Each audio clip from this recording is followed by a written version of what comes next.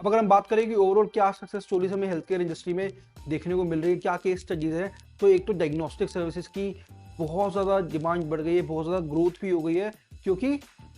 जिस तरीके से एक तो डायग्नोस्टिक सर्विसेज की कंपनीज आ गई हैं, वो डायग्नोस्टिक्स बहुत अच्छे तरीके से दे पा रही हैं। सिंपल है, किसी भी बीमारी को ठीक करने से पहले उसको पता होना बहुत ज़रूरी है, उसका पकड़ना बहुत ज़रूरी है। तो डायग्नोस्टिक सर्विसेज इस तरीके से डेवलप हो गई हैं कि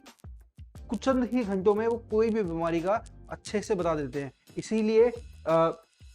एजिंग जो इंडियन पॉपुलेशन है, उनको कोई भी बीमारी हो, वो सिर्फ कुछ घंटों के अंदर पता कर सकते हैं कि क्या इशू है उनकी बॉडी के अंदर, एंड फिर उसके ऊपर वो जल्दी से जल्दी एक्शन ले सकते हैं। तो ये एक इंडिया में बहुत अच्छे से ग्रो हुई है, एंड जिससे जो हमारी एल्डरली पॉपुलेशन है, जो ओवरऑल पॉपुलेशन है, उसको काफ़ी बेनिफिट मिला है।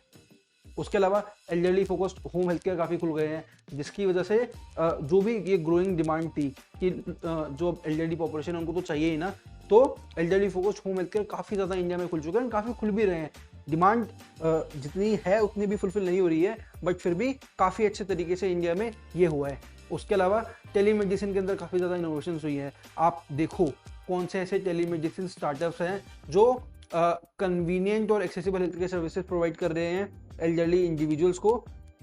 आपने देखा भी होगा एक कंपनी आई थी, if you watch shark tank, जो मेरे को वो सही नहीं लगा, बट वो एक कंसेप्ट था, एक जो एल्डरली इंडिविजुअल है उनको डेली अपनी दवाइयाँ खानी है, एंड वो भूल जाते हैं। अब